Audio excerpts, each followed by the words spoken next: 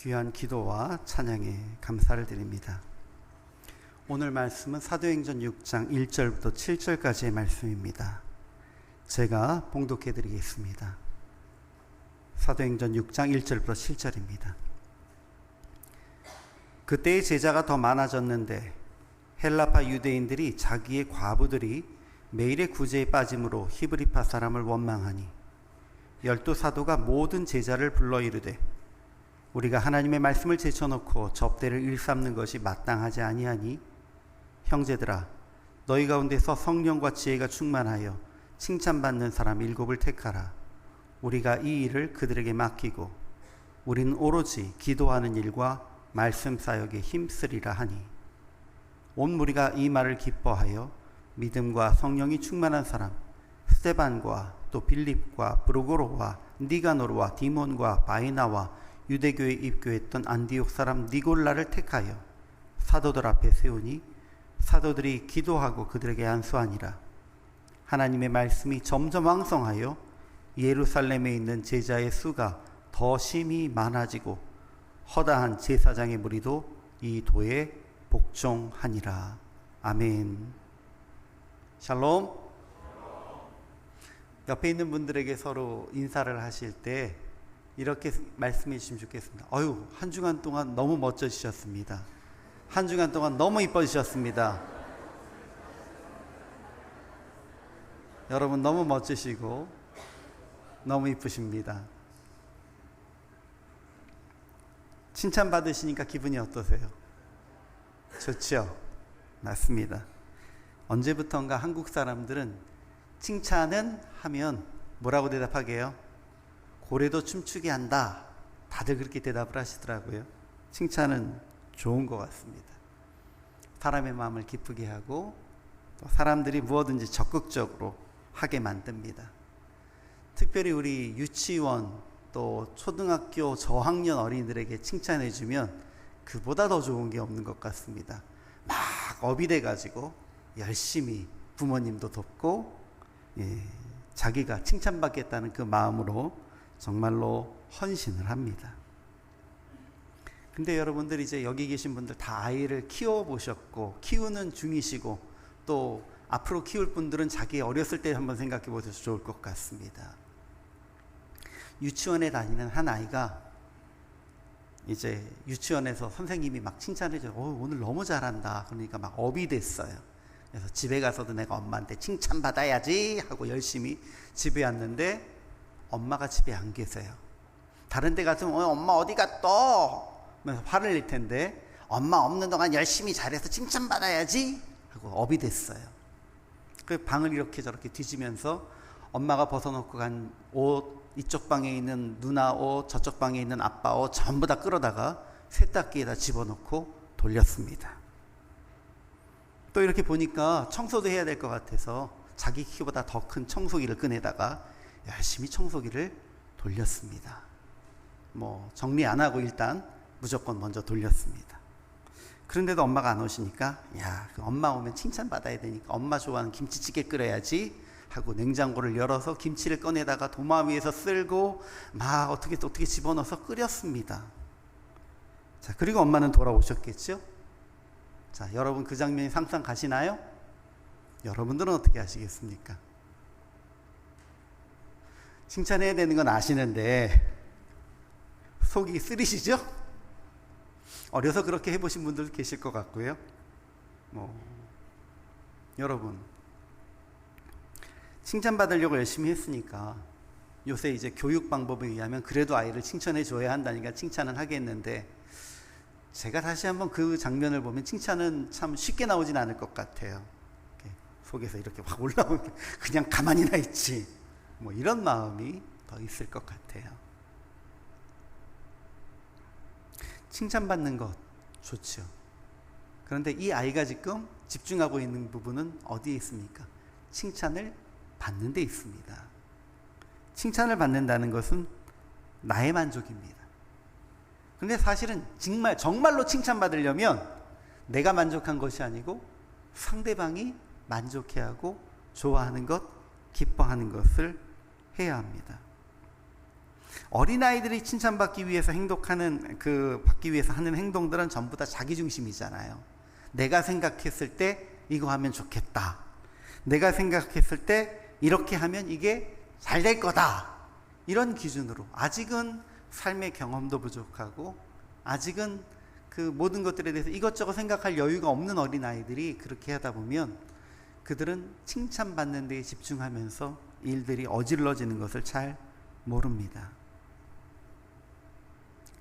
그런데 우리도 하나님 앞에서 간혹 신앙생활하면서 칭찬받기 위해서, 내가 만족하기 위해서 무언가 교회 일에 열심을 내고 그렇게 나는 정말 충성한다고 그랬는데 왜 나를 칭찬 안 해준 거야 하면서 마음에 불만이 쌓일 수 있는 경우도 있습니다.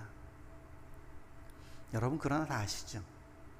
모든 사람이 칭찬하는 행동은 순종하는 것, 또 가르친 대로 행하는 것, 그리고 여기에서 더 나아가서 가르친 거에서 조금 더 창의적인 방법을 이용해서 발전시키는 것, 요 정도를 칭찬하는 것이지 내가 칭찬받고 싶다고 내 마음대로 행동하는 것을 칭찬하는 것은 아닙니다.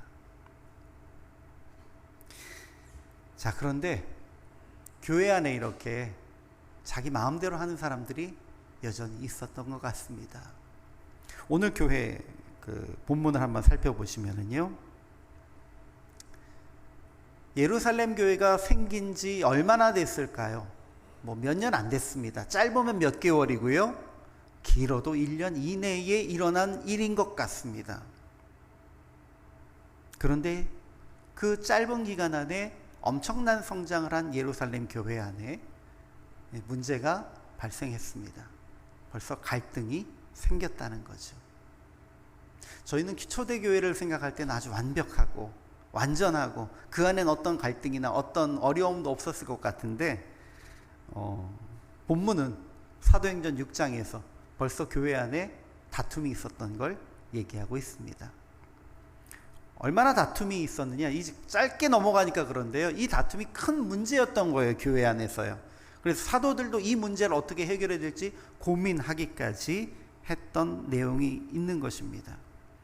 자, 성도가 많아진 교회 안에 돌보아야 할 연약한 사람들은 많아졌습니다. 성경의 그 반에서 우리가 돌보아야 할 가장 연약한 사람들로 가장 많이 언급되는 세 가지 부류는 나그네, 그리고 과부, 그리고 고아, 세 가지 부류입니다. 근데 오늘 초점은 과부들에게 맞춰져 있죠. 이 과부들이 교회 안에 갑자기 많아졌던 것 같습니다. 그런데 이 과부들을 돕는 일에 대해서 일관되지 않은 태도와 조치가 있었던 것으로 보입니다. 어떤 이들은 반복해서 이 도움을 받고, 어떤 이들은 도움을 좀 덜 받기도 하고, 어떤 이들은 도움이 필요한데 도움을 받지 못하기도 하고, 여기에 대해서 이런저런 원망이 터져 나왔습니다.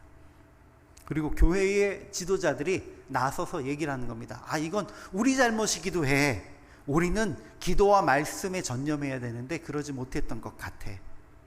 우리가 기도와 말씀에 전념할게. 그리고 이를 위해서 성령이 충만하고 지혜가 충만해서 사람들에게 칭찬받는 사람들을 세워줘 라고 요청을 했습니다. 그리고 그 사람들이 세워져서 교회 사역을 나누어서 잘 감당하다 보니까 이제 교회의 부흥으로 이끄는 원동력이 되었고요, 하나님의 말씀이 점점 왕성했고 제자의 수가 많아졌고 제사장의 무리들도 그들 앞에 복종했다라고 되어 있습니다. 교회가 질서가 잡혀자고 이 교회 안에서 그 사람들이 하나님의 권위를 가지고서 잘 다스리다 보니까 외부에 있는 다른 종교는 아직은 아니었겠죠. 그때까지는요. 어쨌든 외부에 있는 다른 집단에서도 이들을 책망하지 못하고 인정하고 그들에 대해서 존중할 수밖에 없는 상황이 발생했다라는 것입니다. 이건 이제 본문의 해석입니다. 본문의 요약입니다. 그렇다면 이 상황을 우리가 조금 더 자세하게 그때 어떤 일들이 벌어졌었는지를 생각해 보면 좋겠습니다. 여러분, 구제를 받는 건 권리입니까? 아니면 은혜입니까? 구제를 받는 건 은혜이죠. 예. 그런데 우리가 다 알다시피 호의가 반복되면 권리로 안다는 것은 사람의 기본적인 성품인 것 같습니다. 실제로 그런데요, 무료급식을 하는 데서 좀 부족해져서 반찬이 하나 줄어들면 왜 오늘은 반찬이 어제보다 하나 적냐고 얘기하고요. 빵도 2개씩 드리던 걸 후원이 좀 부족해져서 빵을 하나씩 드리면 왜 오늘은 하나씩밖에 안 주냐고 이야기를 하신대요. 기본적인 사람의 본성입니다.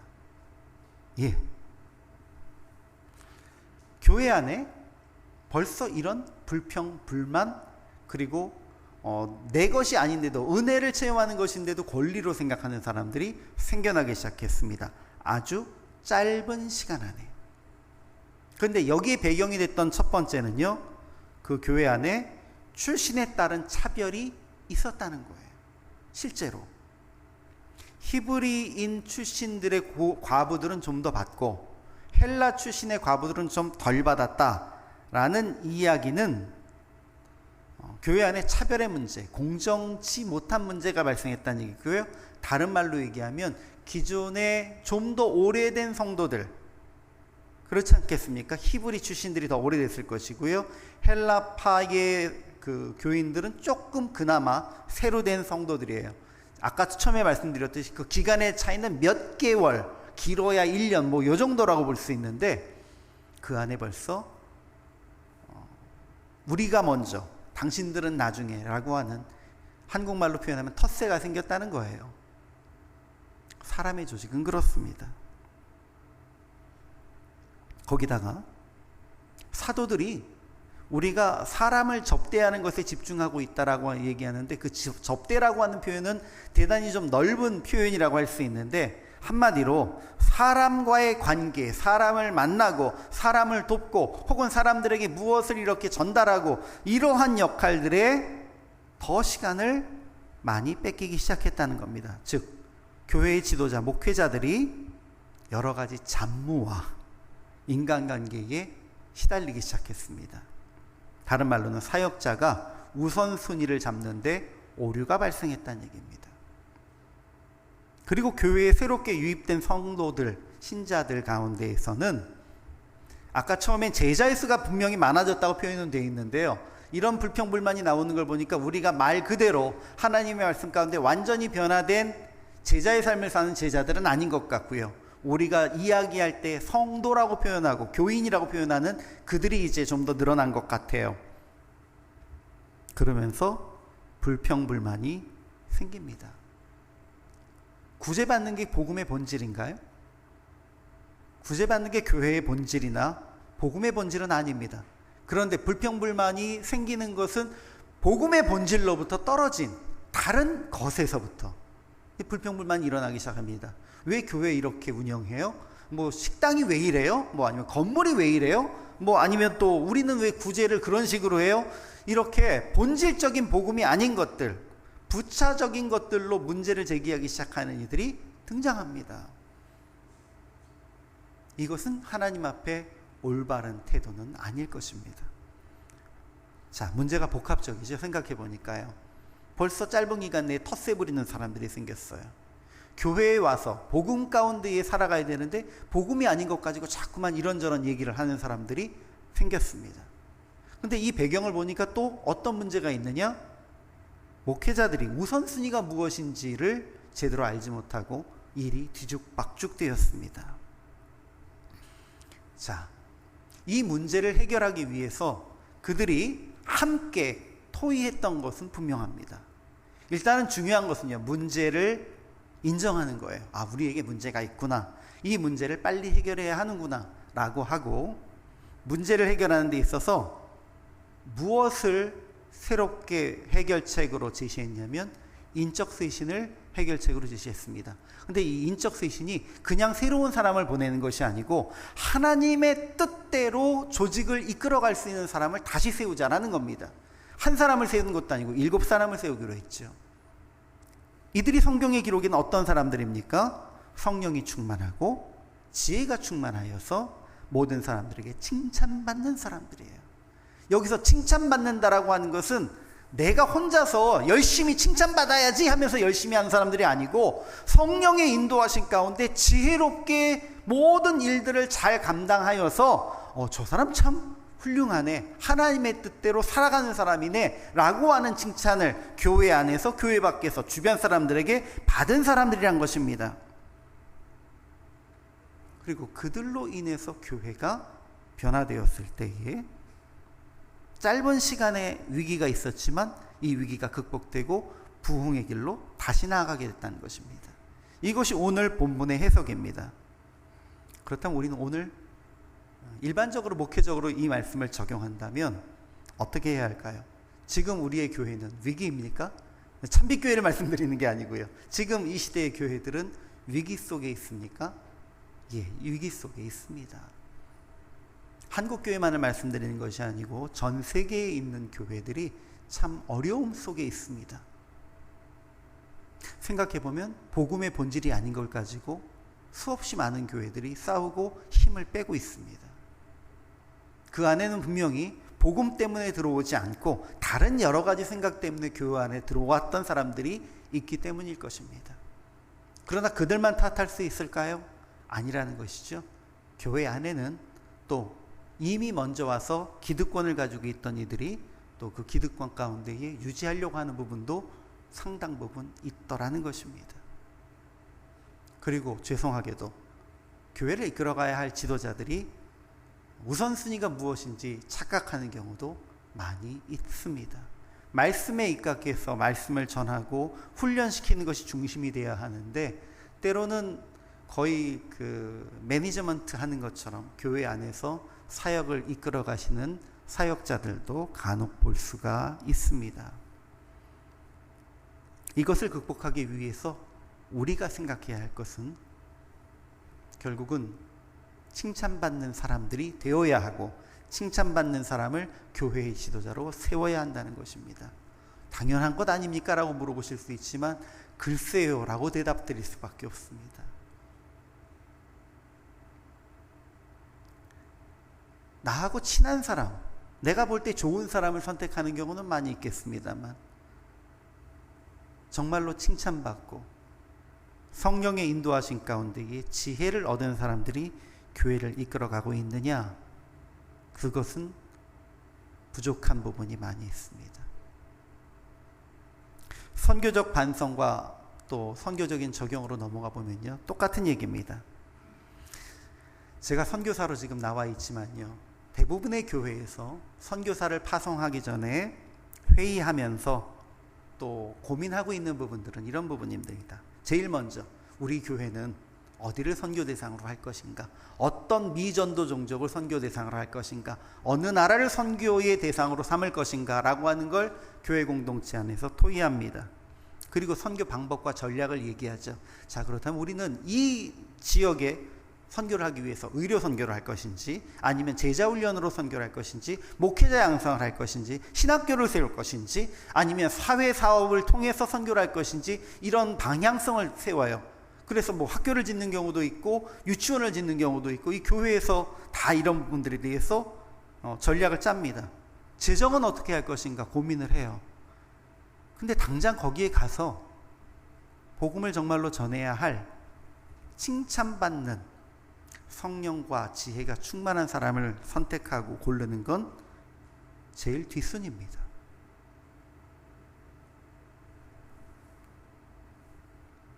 이 부분이 우리가 선교함에 있어서 실수하는 부분 중에 하나는 아닐까라고 생각해 봅니다. 여러분, 선교의 첫 번째 조건, 전도의 첫 번째 조건도 칭찬받는 성도입니다. 칭찬받는 성도, 하나님의 성령에 충만하고 그 성령에 충만한 가운데 지혜로운 사람이 사역을 하면 그 사역은 하나님의 말씀이 점점 왕성해지고 제자의 수도 많아지고 주변에 있는 제사장의 무리, 즉 그들과는 반대편에 있는 다른 종교나 다른 종파의 사람들까지도 인정하고 복종할 수밖에 없는 이러한 일들을 만들어갑니다.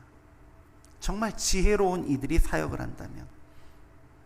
그런데 그렇지 못한 일들이 있기 때문에 우리의 사역이 자꾸만 어려움 속에 있어 이것이 제대로 진행되지 않는다는 것입니다. 여러분, 물론 전략도 필요하고요, 또 대상을 정하는 것도 필요하고 재정을 충당하기 위해서 하는 것도 다 필요한데, 사실은 이 모든 것은 하나님의 인도하심을 구하면 되는 거거든요. 사람이 이 부분을 고민하고 이것 때문에 교회에서 싸우다가 선교 못 보내는 것보단 주님께 맡기는 것이 더 맞지 않겠습니까? 참 이런 부분이 아쉬운데요. 창세기 41장에 보면 이제 요셉이 애굽의 바로를 처음 만났던 장면이 나옵니다. 이 장면을 제가 본문을 읽어드릴게요. 41장 38절부터 41절입니다. 바로가 그의 신하들에게 이르되 이와 같이 하나님의 영에 감동된 사람을 우리가 어찌 찾을 수 있으리요 하고, 요셉에게 이르되 하나님이 이 모든 것들을 내게 보이셨으니 너와 같이 명철하고 지혜 있는 자가 없도다. 너는 내 집을 다스리라. 내 명령이 다 내 명령에 복종하리니 내가 너보다 높은 것은 내 왕자뿐이니라. 바로가 또 요셉에게 이르되 내가 너를 애굽 온 땅의 총리가 되게 하노라 하고. 요셉이 애굽에 갈 때요, 선교적 전략이나 선교적 마인드나 혹은 선교적 계획을 세우고 간 적은 없었습니다. 그는 그냥 순종한 것도 아니고 사실은 잡혀갔어요. 그런데 참 놀라운 것은 그가 그곳에서 하나님의 뜻 가운데 훈련되다 보니 그곳에 바로가 얘기할 때, 야, 얘는 하나님의 감동된 사람이야 라고 인정받았어요. 하나님의 영에 감동되니까 명철하고 지혜가 있어. 그리고 그에게 맡겨졌습니다. 여러분 아시다시피 그로 인해서 애굽의 사람들이 야곱이 죽었을 때 슬피 울었고요, 나중에 이제 요셉을 알지 못하는 새로운 바로가 올라왔을 때는 이스라엘 백성들이 어려움을 당했으나 요셉을 알고 있는 사람들이 있는 동안은 그 은혜를 기억하고 선대했다는 얘기입니다. 그들이 하나님을 완전히 믿게 되진 않았어도 그들 안에서 하나님의 은혜와 하나님의 평안을 누릴 수 있도록 했던 그 요셉이 어찌 보면 성경에서 첫 번째 선교사는 아니었을까라는 생각을 해봅니다. 사실 아브라함의 집안이 애굽에 별로 좋은 기억이 없거든요. 처음에 창세기 12장에서 아브라함이 먼저 애굽에 갔을 때 사라를 자기 부인이 아니고 동생이라고 속였다가 바로가 결혼하려고 했고 데려갔다가 하나님께서 그를 징계하시고 돌려보내게 하셨잖아요.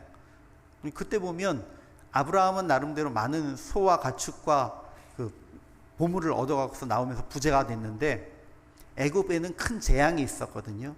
그러니까 하나님은 원래 아브라함이 모든 민족에 복이 되게 하는 게 목적이셨는데 아브라함은 그때 애굽 땅에 재앙이 되었었습니다. 그러니까 사실 아브라함 집안에 대한 기억이 별로 좋지 않을 수 있는데 요셉을 통해서 그 모든 것이 좋은 것으로 바뀐 것입니다.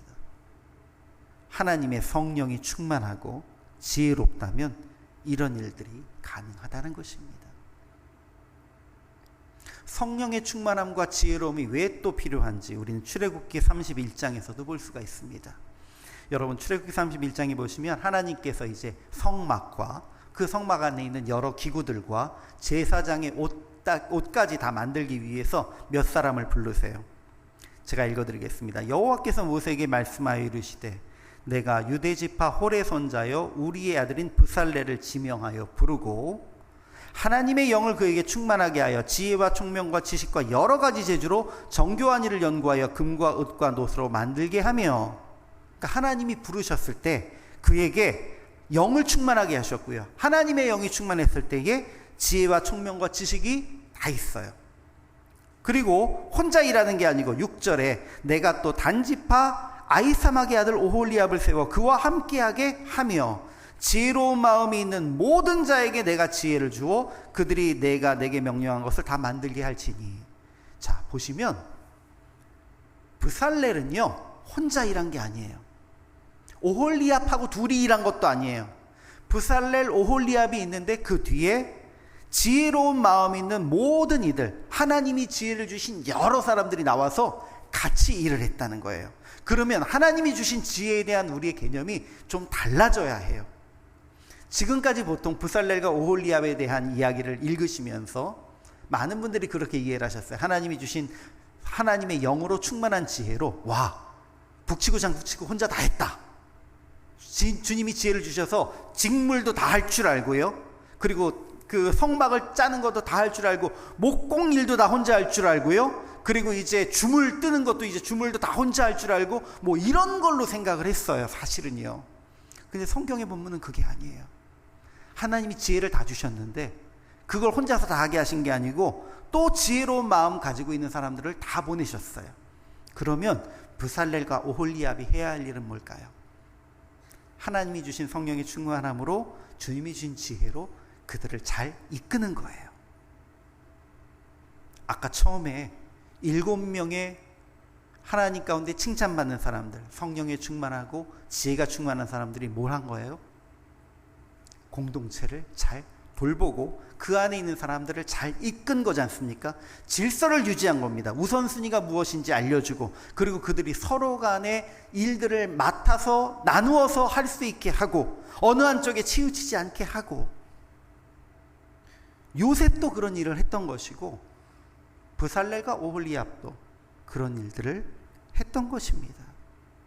즉 하나님의 선교는 내가 혼자 다 하려고 하는 사람들이 아니고 하나님의 지혜로 많은 사람들을 돕고 잘 세워주고 일을 분담시켜주고 이렇게 하는 사람들을 통해서 함께 해 나아가는 일이란 것입니다. 이걸 위해서 칭찬받고 지혜로운 자들이 필요한 거예요. 왜 칭찬이 필요합니까? 칭찬받는 사람을 통해서 많은 이들이 함께 일할 수 있도록 하기 위해서입니다. 그 사람 칭찬하고 혼자 다 하세요 라고 하기 위해서 칭찬받는 사람이 필요한 게 아니란 말씀입니다.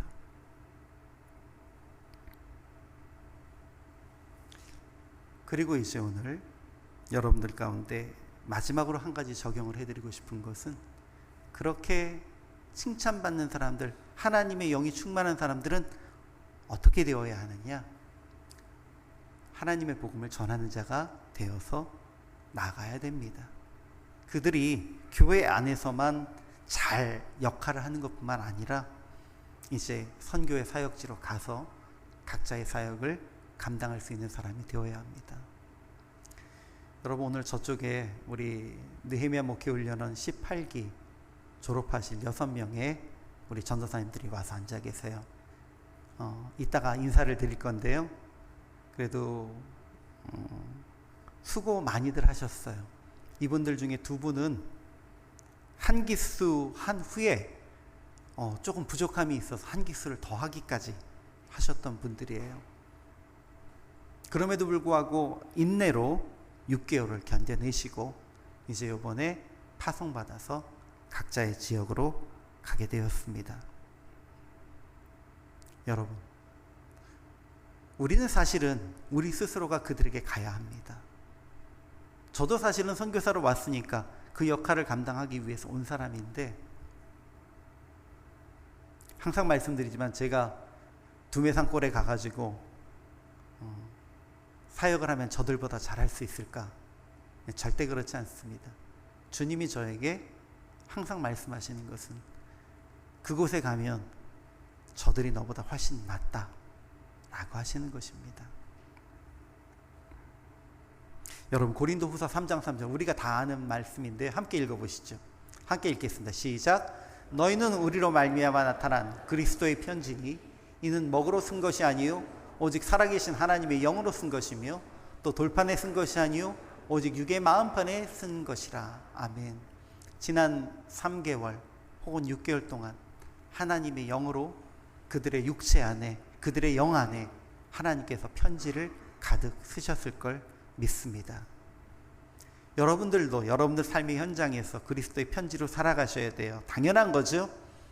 그런데 선교적 목표를 가지고 나아가는 우리 참빛교회에서 느헤미야 목회훈련원을 통해서 이제 또 6분의 새로운 전도사님을 그리스도의 편지로 보내게 되었습니다.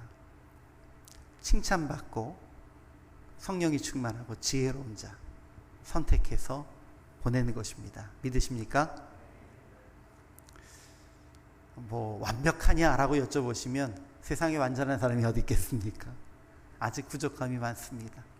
그러나 이분들도 열심히 고생하셨고 여러분들도 기도로 이분들의 성령 충만함과 지혜로움을 함께 채워주셔야 합니다. 왜냐하면 그들이 편지가 되어서 각자의 사역지에 가서 복음을 전할 것이기 때문입니다.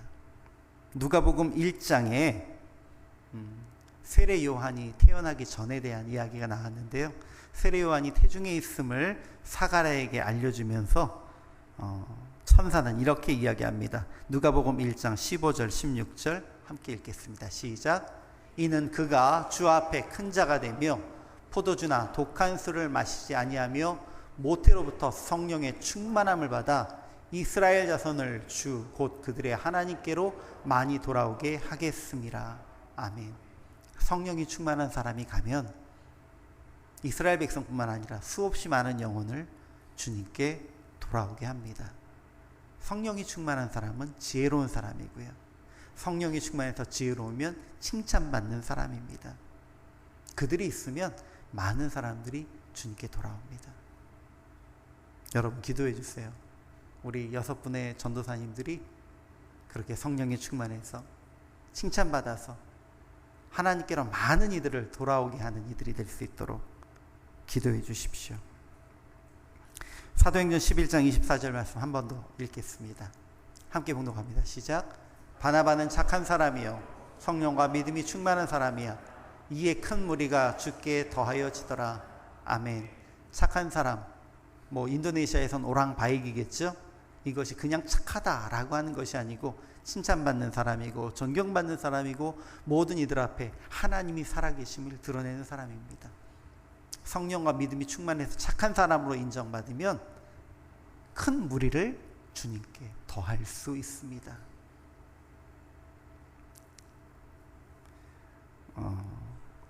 지식의 측면에서 혹은 신학의 측면에서 이야기하자면 많이 부족함이 있으십니다. 그러나 하나님의 성령이 동행하심 안에 있어서는 부족한 사람은 없습니다. 우리는 이제 보내는 입장이고요. 여러분들이 보내실 때 꼭 기억하시고 기도해 주셔야 될 것. 주님, 저들 안에 성령이 충만하게 하옵소서. 주님, 성령의 충만으로 지혜롭게 하옵소서. 주님, 성령도 충만하고 지혜도 충만하여 모든 일을 질서 있게 하는 그들이 사역의 현장에서 칭찬받고 주변에 많은 사람들이 주님께 돌아오게 하게 하옵소서. 이것을 기억하고 기도해 주시면 감사하겠습니다. 여러분, 성령에 충만한 것은 나의 생각과 의지가 아닌 하나님의 뜻과 인도하심에 따라 살아가는 것을 의미합니다. 아까 처음에 칭찬받으려고 어린아이가 자기 뜻대로 모든 일을 하면 사고를 많이 치는 것이고요. 그건 칭찬보다는 사실은 부모를 더 어렵게 하기 때문에 혼나기도 해야 되는 건데, 여러분, 우리가 꼭 그런 어린아이 같은 신앙 가지고 내가 칭찬받겠다고 나만 열심히 하는 그런 모습 가지고 있지 않기를 원합니다. 또 파송되는 우리 전도사님들도 어린아이 같지 않고 하나님께 맡기고 하나님의 생각과 의지대로 사역할 수 있길 소망합니다. 지혜가 충만하다는 것, 세상에서 얻은 지식이 많은 사람이 아니죠. 하나님께서 우리에게 주신 경륜이 가득한 삶입니다. 하나님께서 우리를 어디로 이끌어갈지 순서를 잘 알고 우선순위를 잘 구분할 줄 아는 사람입니다. 내 뜻대로가 아닌 주님의 뜻대로, 내 삶의 운전대를 내가 이끄는 것이 아니고 주님께 맡기는 것, 이것이 우리가 성령 충만한 것이라고 얘기하고요. 지혜라고 하는 것은 그 성령의 충만함 가운데에 일의 순서를 잘 조절하고 우선순위를 아는 것입니다. 여러분, 순서를 안다는 건 대단히 중요해요. 군인들이 군대 가서, 남자들이요, 여자분들은 잘 모르시는데 남자분들이 군대 가서 항상 그 듣는 이야기 중에 하나가 조립은 분해의 역순이다 라는 얘기예요. 조립은 분해의 역순이다. 항상 총기를 이렇게, 총기 수입이라고 표현을 해요. 수입한다는 얘기가 아니고 닦는 거예요. 총기를 닦는 건데, 다 순서대로 분해를 하면 하나하나를 다 닦아주고, 그리고 다시 재조립을 해야 돼요. 그리고 당겼다 탁 하면 방아쇠가 당겨져야 되는데, 그래야 언제든지 전쟁 나가서 싸울 수 있어요. 그냥 이게 지혜이죠. 그냥 순서대로 하는 것 다 할 것 같죠. 조립을 다 했는데 뭔가 남아있어요, 바깥에. 이게 어디서 다 빠졌지? 그 총은 안 나갑니다. 안 나가면 다행인데 잘못하면 이렇게 불발나고 큰일 날 수도 있습니다. 여러분, 순서를 잘 알면 우리가 주님 앞에서 모든 일에 어려움 없이 진행될 수 있습니다. 이 모든 것들은 누구의 인도하심 안에? 성령의 인도하심 안에서입니다. 여러분, 우리 6분의 전도사님들만 그렇게 가시는 게 아니죠. 여러분 또한 그런 삶을 사셔야 할 줄 믿습니다. 선교지에 오셔서 살고 계시잖아요. 선교지에 살고 있는 모든 그리스도인은 선교사입니다. 그 마음가짐을 가지셔야 됩니다. 그렇지 않으면 현장에서 선교하시는 선교사님들이 정말 힘들어요. 제가 몇 주 동안 강의드렸던 강의의 내용 기억하십니까? 인도네시아가 300년 동안이나 네덜란드에 의해서 통치를 받았음에도 불구하고 네덜란드에서 왔던 그리스도인들이 모범을 보이지 못했기 때문에 그들이 선교의 걸림돌이 됐습니다. 야, 쟤들 하는 거 보니까 기독교 믿어봐야 아무것도 아니야. 어떻게 저렇게 살면서 종교인이라고 얘기를 해? 이런 얘기를 들었던 네덜란드인들 때문에 복음이 전해질 수 있는 기회가 상실됐습니다. 지금 우리는 어떻습니까?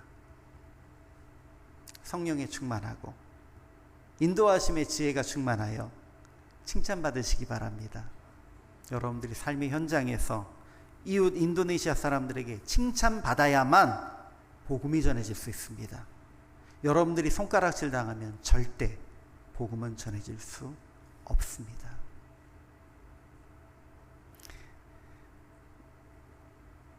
잠시 후에 나와서 우리 6분 찬양하실 텐데 마음껏 기도해 주시고 마음껏 축복해 주시고 성령의 충만함 가운데 지혜가 충만하고 모든 사역자에게 칭찬받는 자들 될 수 있도록 꼭 기도해 주세요.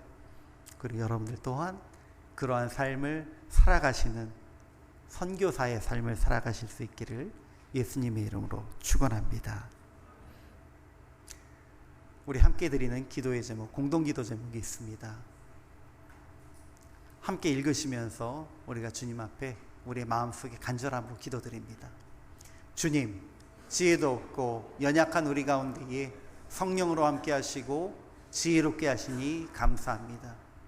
주님, 이제 우리가 성령과 지혜가 충만한 자로 몸된 교회를 섬기는 사명을 감당하게 하소서. 주님, 성령과 지혜가 충만한 자로 칭찬을 받아 그리스도의 편지의 역할을 감당하게 하옵소서. 기도드리겠습니다. 주님, 우리는 연약합니다. 우리는 부족합니다. 그러나 주님께서 우리 안에 충만하셔서 성령으로 인도하실 때에 성령의 충만함의 지혜로 우리를 이끌어 가실 때에 우리가 칭찬받는 자가 될 줄 믿습니다. 이제 오늘 찬양으로 간증하고 그리고 수요일 파송받는 우리 느헤미야 목회 훈련원 18기 6분의 전도사님들 삶의 현장에서 칭찬받으며 성령의 충만함을 통하여 많은 이들이 주님께 돌아오게 하는 사역자 되게 하시고 그들을 축복하는 우리 성도들 인도네시아 땅에서 선교사로 살아간다고 하는 마음의 다짐을 다시 한번 강하게 부여잡고 주님 앞에 성령의 충만과 지혜로 칭찬받는 주변의 모든 인도네시아인들에게 칭찬과 사랑받는 자로 살아갈 수 있도록 도와주시옵소서. 우리가 그리할 때 주의 복음이 이 땅 위에 편만하게 전해질 것을 믿사오며 오직 우리 주 예수 그리스도의 이름 받들고 기도드립니다. 아멘.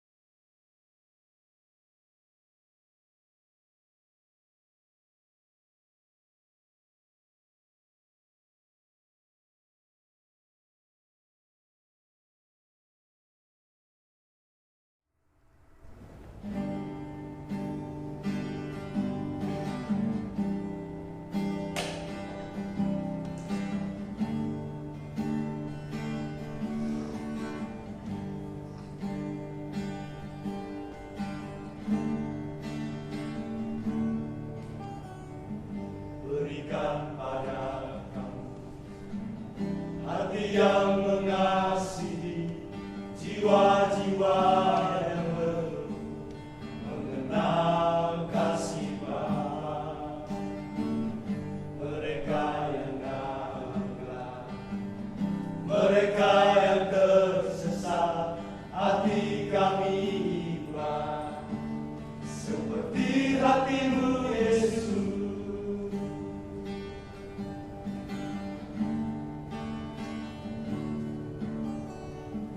Berikan pada kami hati yang mengasihi jiwa-jiwa yang belum mengenal kasih Bapa. Mereka yang gagal, mereka yang tersesat, hati kami iba seperti hatimu Yesus.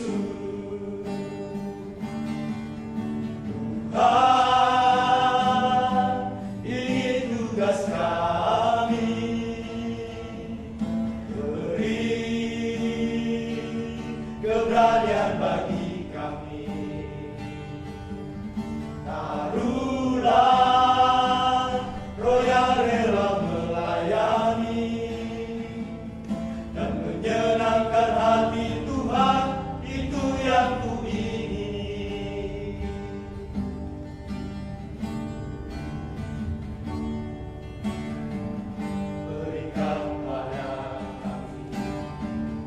Hati yang mengasihi jiwa-jiwa